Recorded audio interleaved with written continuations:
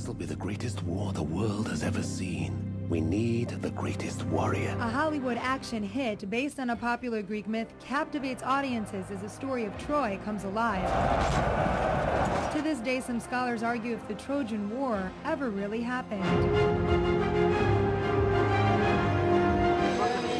Mythology continues to capture the interest of the world, including the second grader visiting the Acropolis. Zeus is the god of the heavens. The ancient Greeks had gods for just about everything, from love to the arts to wine. According to mythology, the city of Athens is named after Athena, the goddess of war and wisdom, who won the people's admiration when she gave Greeks the olive tree.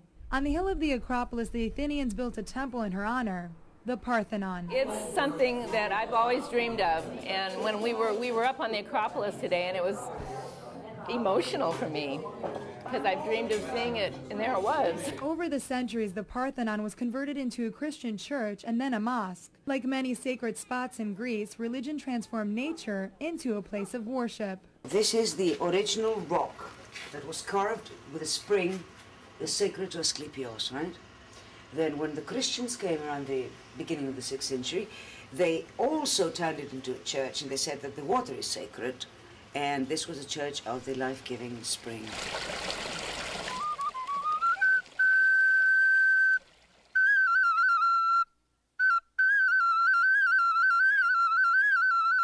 At the foothills of Mount Olympus lies the mystical place of Dion, one of the most active archaeological sites in northern Greece. Excavations began in 1928, and archaeologists have discovered countless artifacts, some dating back to the 5th century BC. And each one tells a story, from beloved friends passing on to a mother letting go of her child. Dion and Mount Olympus are not the only places traces of the gods still linger. Delphi became home to Apollo, the god of the sun, and it's also found in northern Greece. It was considered the navel or center of the world. Many rulers made the pilgrimage to the Oracle of Delphi for advice on what lands to conquer. But even the gods couldn't save Greece as it fell to the hands of invaders. The people of Thessaloniki, as well as most of Greece, endured hundreds of years of persecution.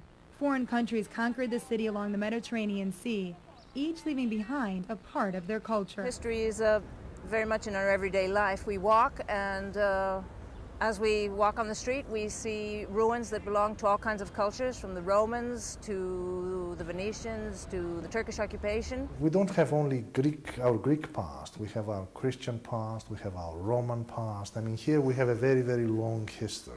You know, we've been around for more than 3,000 years. Through it all, the Greek language, heritage, and spirit survived, bringing the world democracy, science, philosophy, drama, mythology, and of course, the Olympics. For Beyond the Olympic Flame, in Greece, I'm Marianthi Bombaris,